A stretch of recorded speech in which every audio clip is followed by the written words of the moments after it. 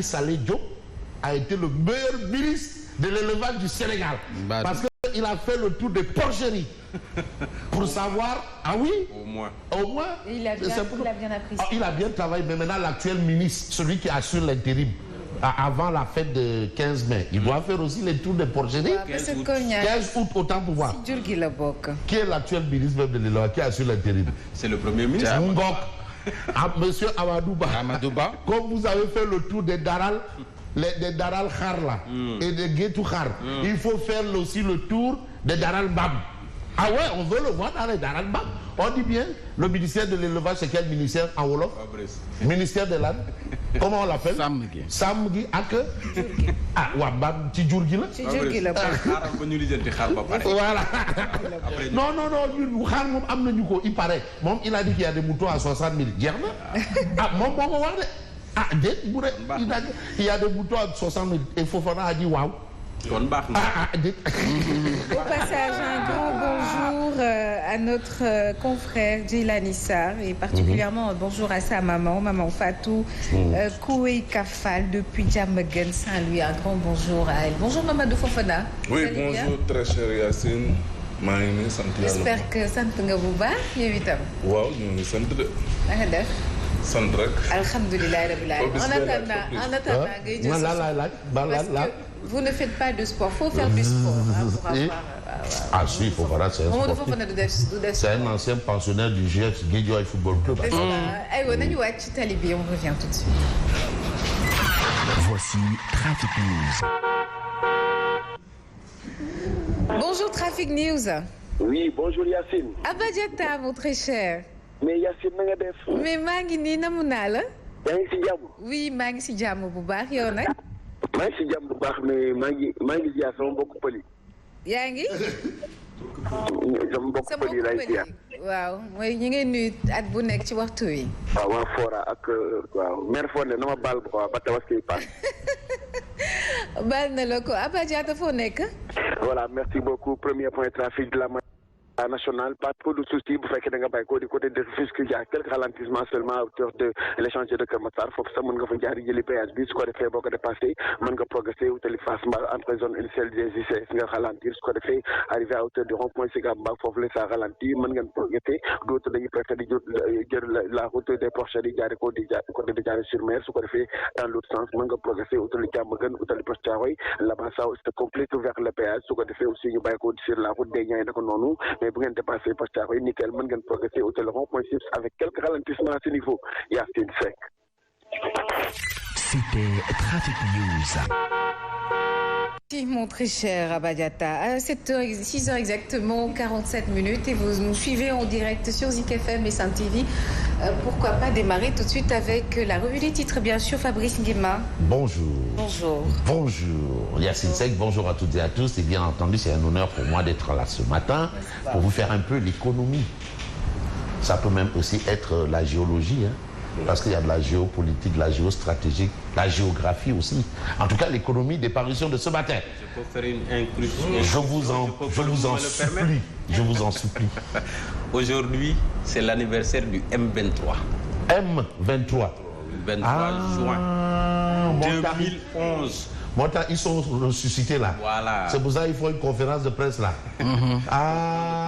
Blandiaï. Tout Blandiaï. On se rappelle que c'était le jour, en tout cas, où les députés devaient examiner à l'Assemblée nationale ce fameux ticket présidentiel, oui. Élire en même temps un président et un vice-président avec seulement 25% des suffrages exprimés. Mais est-ce que la réaction de l'opposition n'a pas été... Le peuple a dit non. Est-ce que ça n'a pas été un procès en sorcellerie aussi? Peut-être. 23 juin également 2016, c'était la libération de Karim Wade après une grâce présidentielle. C'est ce jour-là justement qu'il a quitté le Sénégal. Depuis lors, il n'est pas revenu. Et ce Karim Wade est à la une de Tribune. Deux dates aujourd'hui, 2011 et 2016. Et ce Karim Wade est à la une de Tribune. Il illustre la une de Tribune. Il illustre et il fait l'actualité de Tribune. Ouais. Mais en tout Blandiaï aussi. Comme aujourd'hui. Pour vous dire que les signes ne trompent jamais. Il est en blanc. Et cette image, quand on va mettre Elhadj Amadou Sall, le tourneau de Diallo Pitch. Maître Elhadj Amadou. Maître Elhadj Amadou Sall, vous avez des Seydou Diagne, vous avez Clédor Ciré Ly à côté. En tout blanc aussi. Et Karim est en tout blanc. Donc en réalité, c'est lui qui est l'initiateur du tout blanc. Et aujourd'hui, vous l'avez à la une de Tribune Quotidien ce matin. Tribune Quotidien parle du dialogue et un dialogue qui a acté quoi? Acté la révision du procès de Karim Meïssa Wade. Et la Tribune nous dit que c'est un deal sur le dos de la justice. Pourquoi c'est un deal sur le dos de la justice? Les conditions de la révision du procès ne sont pas réunies. Les conditions de révision du procès ne sont pas réunies. C'est ce qu'explique ou tente d'expliquer Tribune. Et si je vois bien l'article ou bien les libellés, je sens la plume de Elhadji Ndiogou Cissé. Vous savez, si Elhadji Ndiogou Cissé met ici Simon Faye, je saurais que ce n'est pas Simon Faye. Alors, aucun fait ne s'est produit, aucun élément nouveau ne s'est révélé. Pour l'instant, rien de nouveau, rien de neuf. Et c'est Tribune Quotidien qui considère la situation telle qu'elle. Et là, on a la révision du procès incombe à la Cour, à la Cour suprême. Ça, c'est ce que révèle Tribune Quotidien. Voilà encore un autre débat. On lève un autre lièvre. Parce que quand même, révision d'un procès, ce n'est pas revoir les prix au marché Waranka, ou bien revoir un peu le tarif de transport pour aller à Badahoun, ou bien revoir que c'est un procès, ça a été une décision de justice, une condamnation. Mais on ne va pas se lever pour dire, bon ben écoute, on règle ça, on gère et puis on avance. Ah ben il va falloir réviser aussi tous les procès. Bref, de toutes les façons, vous avez du côté du PDS des gens qui ne sont pas de petites personnes et qui vous disent que le recouvrement dont on a annoncé des 200 milliards là, parce que c'est pas nous. C'est pas nous. Et la personne indiquée a dit que vraiment on va faire le deuil de 100 milliards. 138. Donc ça veut dire que c'est pas son argent. Maintenant l'argent là, 200 milliards, qui a transigé. En tout cas, Moustapha Niasse n'a pas vu l'argent, le ministre des Finances n'a pas vu l'argent. Voilà. Donc aujourd'hui, vous avez quoi? Un autre fait clair, cousu de fil blanc. En réalité, Wade fils est électeur et éligible depuis 2021, selon ses avocats. À ce niveau, le débat ne se pose pas. En tout cas, la révision là du code électoral ne considère pas, ne concerne pas autant pour moi Karim Wade. Lui, il est éligible et électeur depuis 2021. Ça concerne peut-être Diou. Quel Diou? Parce que là, il aurait purgé sa peine. Carrément, totalement, complètement, globalement. Mais les avocats considèrent que Karim est électeur et éligible. Donc la disposition dans le dialogue où il faut modifier le code électoral là pour permettre à ceux qui ne sont pas électeurs et éligibles pour qu'ils le soient, ça concerne tout le monde. Sauf lui. Sauf Karim Meïssa Wade. Ça, c'est ce que les avocats veulent nous expliquer. Et c'est ce qu'ils expliquent. D'autres explications, c'est un autre avocat, Juan Branco. Et aujourd'hui, vous avez une plainte à la CPI pour crime contre l'humanité. L'autre a dit que c'est de la fanfaronnade. Moi, j'ai dit que non, c'est du perlimpinpin. Tout le monde, chacun y va de sa lecture. D'autres vous diront que c'est des enfantillages. D'autres disent que non, les histoires de Blanc-Bec là. Une vieille expression, hein? Une expression de tirailleur. Mais Maître Branco, 112 personnalités sénégalaises à la CPI. Dont Diou. Mais c'est qui Diou? Ça, en tout cas, c'est ce que révèle Tribune ce matin. Donc, Sawai n'est pas fanfaron, n'est pas perlimpinpin, n'est pas... Qui encore? En tout cas, n'est pas Djabel Dubouz. De Bouze ou Dubouz. Il est tout sauf ces gens-là. Il est avocat international et il va porter plainte contre 112 personnalités sénégalaises à la CPI. Et qui dit CPI, on sait ce que c'est. Le tribunal pénal international. Et vous savez que ce tribunal-là, les Américains n'ont pas ratifié. Ouais. Ah, pourquoi? Mais ce tribunal-là n'a jugé que des Africains. Hein? À Stafour-là, il y a un autre là. Oui. Il y a un seul un occidental et que des Africains. Gbagbo, preuve insuffisante. Jean-Pierre Bemba, preuve insuffisante. Charles Blé Goudé, preuve insuffisante. Non, c'est que c'est la matière. Et dites-moi, qui a écrit la première charte, le premier discours de la Cour pénale internationale? Celui qui a dit que c'est de la fanfaronnade. Bon, on reste avec tribune. Donc vous avez l'histoire là, on peut faire l'histoire. Le chef de l'État annonce sa 3e candidature. Le Goro adjoint, Goro national adjoint. Adama Faye invite les chefs religieux à faire entendre raison à Macky. Il invite les chefs religieux pour dire à Macky des NTM. Donc c'est un membre actif du NTM et du carton rouge. Adama Faye est membre du carton rouge et du NTM. Ça c'est ce qu'on retient. Et qui est l'initiateur du NTM? Alors, on reste avec Tribune Quotidienne qui parle de Tabaski et autres pour dire que bon, ben, c'est le style des nouveaux mariés qui débattent les bras chargés au domicile de leurs beaux-parents. D'accord.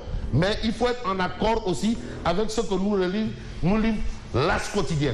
Mais l'As Quotidien parle justement du dialogue. Pour nous livrer les fausses notes du dialogue national. Il y a des fausses notes. Madame Bissignoul. De quoi il s'agit? Eh bien, il s'agit de l'organisation des élections, du cumul de la fonction de chef de l'État et chef de parti. Point noir. Arrêt des poursuites et libération des détenus. Point noir. Déchéance électorale comme peine complémentaire. Point noir. Voilà ce que retient l'As Quotidien. Mais on reste avec l'As Quotidien qui parle justement de l'interdiction de manifestations flanquées, pour ne pas dire collées, au F24. Jeté à la figure. Jeté à la figure. Vous savez, il y a des expressions consacrées. Hein? Non, voilà, de Fabar. Mais le F24 appelle à s'habiller en blanc aujourd'hui. En blanc. Tout blanc Ndiaye. Tout blanc Ndiaye. Là, on va ajouter tout blanc F24. Le F24 appelle à s'habiller en blanc aujourd'hui. Ça, c'est ce que nous livre l'As Quotidien ce matin. Et puis l'As Quotidien parle de saccage du BRT. Qu'en retenir? Les relais communautaires appellent à une prise de conscience citoyenne.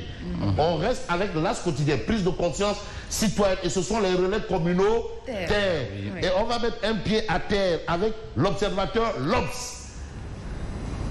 Mais pour le dialogue politique, mais retenons tout simplement ce que révèle l'observateur l'Obs. Qu'est-ce qu'il veut? Khalifa gagne et perd. En même temps. En même temps. Khalifa gagne et perd. En tout cas, l'observateur l'Obs nous dit le dialogue politique là. Celui qui gagne et perd, c'est Khalifa.